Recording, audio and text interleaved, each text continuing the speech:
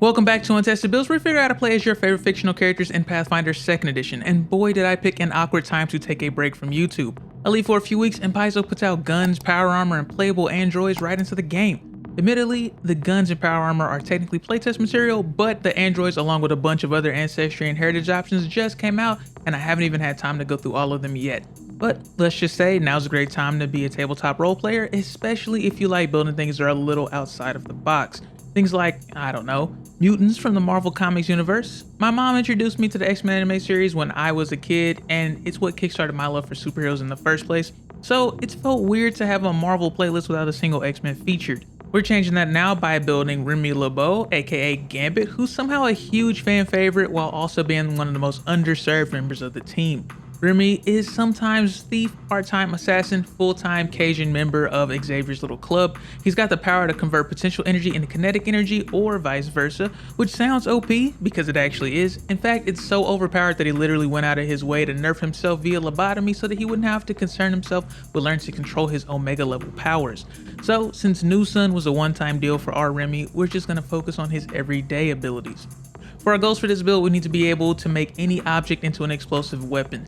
Usually for Gambit that takes the form of cards that punch like grenades on impact, but we're going to be a bit more versatile than that. Second, we need to be decent in melee combat. Gambit can convert the potential energy in his own body to give himself super agility and put more punch behind his close range attacks as well. Lastly, we were the top ranked member of the Thieves Guild, which means we're probably good at taking things from people, so let's grab some stuff for that too. Hey, quick heads up, we're going to be working towards getting more videos out to you guys. With that in mind, we're changing up the format just a bit to give ourselves a bit quicker of a turnaround. So let us know how you like it or if we should go back to making longer videos. For our final stat spread, we're maxing dexterity since thrown and finesse weapons are going to be our go-to options and it's good for thieving. Intelligence and charisma next. One is our casting modifier, the other is our talking modifier. Remy likes to run his mouth even though he's not really the face of the party by any means. Strength is next. We want some added damage to our strikes and not everything we try to attack with is going to have finesse, hint hint. A bit of constitution because I ain't no fool, and we're not going to touch wisdom at all. Knowing right from wrong isn't your strong suit, and there are other people on the team way better at scouting out for enemies and hazards. For our skills, we're going to be trained in diplomacy, intimidation, medicine, society, and stealth, since those are probably things you're going to need in the Thieves Guild. Training in Arcana and Occultism kind of goes hand in hand with living with other people with crazy abilities. Religion, because that blue guy just won't shut up about it. And performance, because crazy card tricks are fun. We'll grab legendary proficiency in athletics, acrobatics, deception, and thievery. We're a martial character at the end of the day, so running, jumping, dodging, and disarming have to go off pretty consistently. Legendary deception and thievery, since we're a master thief, and pretty darn duplicitous when we're written well. Gambit is a human, but thanks to a bit of random chance, his DNA gave him superpowers. Ganzi is one of the new versatile heritages added by the Lost Omens Ancestry Guide. Similar to how Aasimar and Tieflings are descended from scions of the good and evil planes respectively, Ganzi can trace their unusual heritage back to the chaotic maelstrom, meaning they get cool abilities in addition to their normal human free ability boosts like resistance to either electricity, sonic, or acid damage decided randomly each day, and a +1 circumstance bonus to saving throws against controlling effects. We'll take the criminal background for Underworld lore and the experienced smuggler feat, meaning the lowest we can roll on a check to conceal an item from a passive observer is 10, and we can earn more income than usual from our Underworld lore by taking smuggling jobs in our downtime. For our Ancestry feat, Creative Prodigy gives us training in deception, performance, and art lore. Now for the part you've all been waiting for, or dreading if you already know where this is going. There's only one class whose entire gimmick is imbuing their body and weapons with magical energy to make themselves more effective in combat. But the playtest Magus was greeted with a fairly lukewarm reception to say the least. Hopefully Paizo is able to bring us something a bit more satisfying when Secrets of Magic drops this summer, but for now, Level 1 Magi gains Striking Spell, which is a feature that allows you to imbue the next spell you cast into a melee weapon. On a successful strike before the end of the turn, we also discharge that spell on the target of the strike, making either a spell attack roll or forcing a saving throw. Hitting harder with sticks is definitely a Gambit thing, but it's not the Gambit thing. We also get to choose a Magus Synthesis as our subclass. Shooting Star Magi are able to bypass the melee restriction on Striking Spell and send their spells out with ranged weapon attacks so long as the strike doesn't take place outside of the spell's normal range. Of course, this is all useless if we don't actually have spells to cast. For a cantrip, Light makes an object glow like a torch for a day. Electric Arc forces a reflex save on up to 2 creatures, failing they take 1d4 plus our intelligence modifier of electricity damage. Produce Flame makes a spell attack roll to deal 1d4 plus our intelligence modifier of fire damage, and dealing an additional 1d4 persistent fire damage on a crit. First level spells are fun too, like Jump to make a 30-foot jump in any direction. Charm turns on Gambit's other mutant ability. When he speaks, he passively compels anyone who can understand him. It doesn't work if they're aware of the ability though, kinda like the spell. But if they fail or critically fail their will save, their attitude towards us increases and they can't make hostile actions against us for an hour. We also get a focus spell. Magus Potency makes our weapon into a +1 weapon for 1 minute, which doesn't sound like much, but the important part is that this auto heightens giving the weapon increasing potency and the striking property as we level.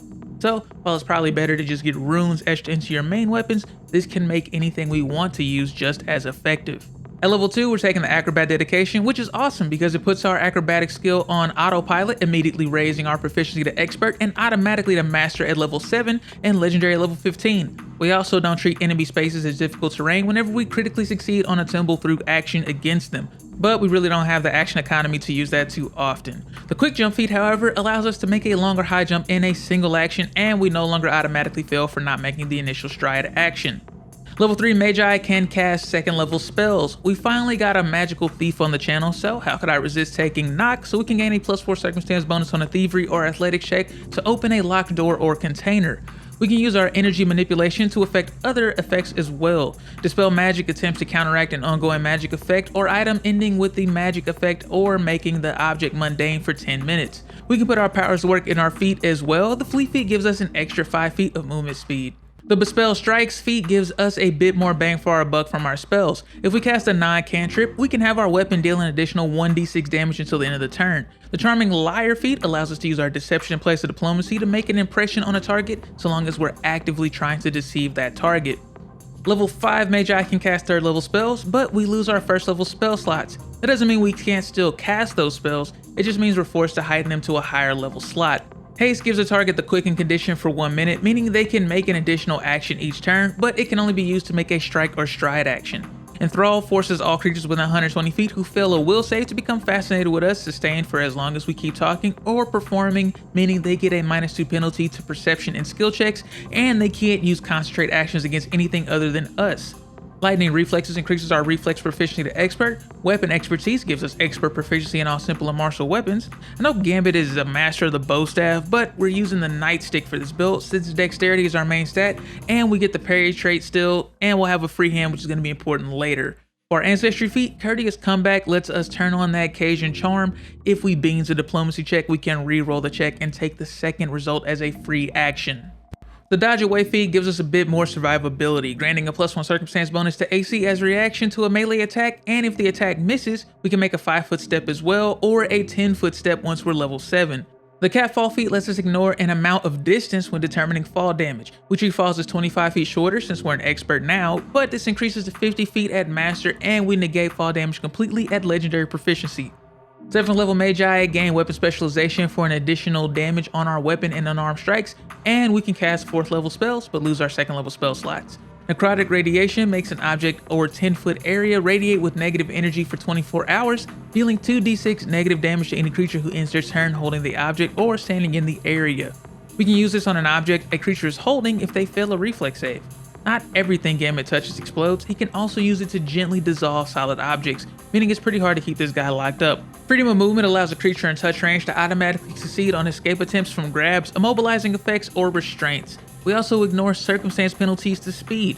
Incredible Initiative gives a creature a +2 circumstance bonus to all initiative rolls. This will help pad our pretty bad perception, but it's probably a good idea to try to use stealth or deception for initiative whenever your GM will let you.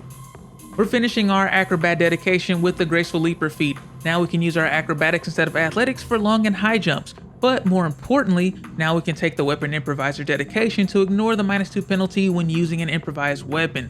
And additionally, whenever we gain expert or greater proficiency in any weapon type, we also get that proficiency level in improvised weapons. So now we can use our Magus Potency spell to make any random object we're using as a weapon into a +2 striking weapon, and use our striking spell to deliver our spells through them, like a pencil, a brick, or a cup, whatever strikes your fancy. Level 9 Magi gain Alertness for Expert Perception Proficiency, Resolve for Master Will Saves and Critical Success results on regular successes, and we replace our 3rd level spell slots with 5th level slots. Pass Wall creates a 5x10 by 10 foot hole in a wall that people and objects can pass through for an hour. We can't use this to go through solid metal, but metal walls are pretty rare in the vanilla setting. For our Ancestry feat, multi-talented lets us pick up a multi-class dedication feat even if we have an unfinished dedication. Our dedication to Rogue is more than a romantic gesture, it also gets us training in 2 skills of our choice and a free skill feat. Wary Disarmament gives us a +2 circumstance bonus to our save or AC against a trap or device we accidentally trigger while attempting to disable. Finally, get our signature ranged attack with Fane's Fobere, a stance we can spend an action to enter that allows us to throw playing cards as if they were daggers or darts. We can even etch runes into these cards since they're treated as weapons. They can also be used with our striking spell for explosive ranged attacks. We spent a good amount of time in the first half of the build working on our mobility and combat ability, but at the core, we're a thief, and we've been sorely missing out on stealing objects. The pickpocket feat allows us to steal or palm a closely guarded object without taking the usual -5 penalty. We can also do this during combat as a 2-action activity if we do take the -5 penalty. If you've ever wanted to make a build that can just take an object from someone, make it explosive, and toss it back at the owner, then this build is for you. Level 11 Magi are expert spellcasters who trade their 4th level spell slots for 6th level spells. Disintegration makes a spell attack roll against a target, dealing 12d10 damage and forcing a fortitude save. If this reduces the creature's HP to 0, they get dissolved into fine dust. Medium armor expertise gives us expert proficiency in medium armor. You've been using medium armor this whole time, right? The toughness feat gives us additional max HP equal to our level and reduces the DC of our recovery checks to 9 plus our dying condition value instead, which turns out is actually another canon ability that Remy has. Bespelled Persistence gives our strikes with our bespelled weapons an additional 1d6 persistent damage of the same type granted by Bespelled Strikes, unless it's physical damage, in which case they take persistent bleeding damage instead. We don't have very many spell slots, so we really want to take advantage of everything we can get from them. Double Speak is a bit situational but super satisfying when you can pull it off. We can send a secret message to any allies we spend a week or more time with by weaving words into an otherwise normal statement. Anyone who's not our ally has to pass a perception check against our deception DC in order to realize what we're doing, and they have to critically succeed to fully grasp what we're saying. Level 13 Magi gain weapon mastery for master proficiency in simple and martial weapons as well as improvised weapons thanks to our dedication. We also lose our 5th level spell slots for 7th level spells. Energy Aegis is a much needed defensive option against non-physical damage. For 24 hours we give a creature resistance 5 to acid, cold, electricity, fire, force, negative, positive, or sonic damage. Of course, this won't stack with our natural Ganzi resistances since that's resistance 6 at this level, but we can cover all of our bases instead of a random type. Speaking of Ganzi resistances, for our Ancestry feat, Ultra Resistance allows us to change the resistance we gain from our heritage once per hour as a reaction to take either acid, electricity, or sonic damage. The Hasted Assault focus spell is basically haste, except we can only use that extra action for a strike. But that's still good for us because casting haste every 10 minutes is a lot better than only once or twice per day. We haven't talked about jumping in a while, so let's get back to that. The wall jump feat allows us to use our momentum at the end of a jump to propel ourselves forward for another jump so long as we land on or near an adjacent wall. Level 15 Magi gain greater weapon specialization for even more flat damage on our weapon attacks. Juggernaut for master fortitude saves and critical success results on regular successes. We also trade our 6th level spell slots for 8th level spells. Polar Ray makes a spell attack roll on a creature, failing they take 10d8 cold damage and are drained 2, meaning they get a -2 penalty to any constitution saves they make and lose max HP equal to their level until they take adequate time to rest themselves. We'll take a skill feat in place of a general feat here. Legendary Thief allows us to steal objects that are being actively guarded or even warned by taking a minute, remaining hidden for the full duration, and a -5 penalty to the check. The Improvised Pummel feat means we don't have to waste a focus point to give Magus potency to a weapon we're probably going to make only a couple attacks with. We can spend an action to make a strike with an improvised weapon and gain a +2 circumstance bonus to the attack, and it deals 3 weapon die of damage instead of just 1. If we happen to crit on the attack, the object also breaks immediately unless it's an artifact or has a hardness value greater than our level. The Kip Up feat is a must for characters who be in the middle of the fray often. This allows us to stand from prone without triggering reactions as a free action. Level 17 Magi make their last shift up the spells per day table by trading their 7th level spell slots for 9th level spells. Disjunction allows us to counteract one magic item, disabling it for a week on a success and destroying it outright on a critical success. Medium Armor Mastery gives us master proficiency in light and medium armor and an armor defense. For our Ancestry feat, Irrepressible gives us critical success results on regular successes against emotion or fear effects thanks to our passive psionic resistance granted by our mutant abilities. Of course, if they want to read our mind, they're gonna have to work even harder. Slippery Secrets allows us to use our deception skill to pass the spell save or DC against an effect trying to probe our mind for information. The Shattering Strike feat allows us to have our improvised weapon strikes deal an additional 3d6 piercing damage as a reaction whenever we crit while using our improvised pummel. That's in addition to the double damage from the crit. And if we use Striking Spell for that attack, we get to add the Bespell weapon damage on hit and persistent damage, as well as any damage from the Discharge spell, which has the ability to crit for its damage as well. There's a reason we were scouted out by the assassins when we were in the Thieves Guild. They knew what was up. Level 19 Magi are master spellcasters who gain double spell strike, meaning we no longer completely discharge our striking spell on the first hit. The first strike still goes off like normal, but if we make another strike with the charged weapon, we expend a weaker version of the same spell on the target, using 1 degree of success worse for the result. So if we crit on the spell, the effect will be a regular success and so on. We'll take Candy Acumen to increase one of our saves or perception to master proficiency. I'm going reflex, but perception is good and in character as well. I won't give you a hard time about it, I promise. At level 20, the Titan Wrestler feat allows us to grapple, trip, disarm, and shove creatures up to 3 sizes larger than us since we're legendary in athletics. Never know when a Sentinel is gonna just randomly show up, especially in the animated series where they just inexplicably are allowed to roam the suburbs on the off chance a mutant decides to go to the mall.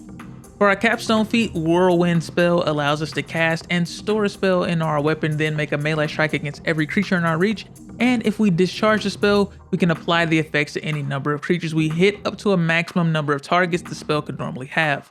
Not sure what kind of madman would try to surround a level 20 character who can literally make the ground they walk on radioactive, but now you got something for those guys too. But now to a level 20, let's go over the pros and cons of this build. For starters, we stack damage like it's nobody's business. Magus Potency to make a random object into a +3 greater striking weapon that deals an additional 1d6 force damage on hit with an additional 1d6 of persistent force damage exploding for an additional 3d6 damage on a crit. And that's before we even consider our striking spell on follow-up turns. We're also going to be difficult to keep held down, with the thievery skills backed up by situational spells to get into and out of basically any situation that can be thrown at us. And if that wasn't all, we even have the charisma and deception to be a decent face for a more underhanded party. Now for the bad, we've got a bit of an economy problem here, and I'm not talking about the usual Magus action economy problems. We need to spend an action before we can even start throwing cards, and we have to spend an action to pick up an improvised weapon, assuming there's even things we can use around. Haste and Hasted Assault will only get us so far. We're also trying to be good at 3 different things at the same time. Not every weapon we're going to find will have finesse, so that not so great strength mod is going to come into play a lot more often than ideal. Maybe once the Secrets of Magic book comes out, we can figure out an even better way to play as Gambit, but for now, this is a fun build that rewards creative play with the potential to roll a heap of dice. Thanks for watching. If you're still here, it's good to be back on schedule. As always, comment below to suggest characters you want to see built on the channel, and join the Patreon to vote in polls and download character sheets for all of my non-playtest builds. Have a good week and play more Pathfinder.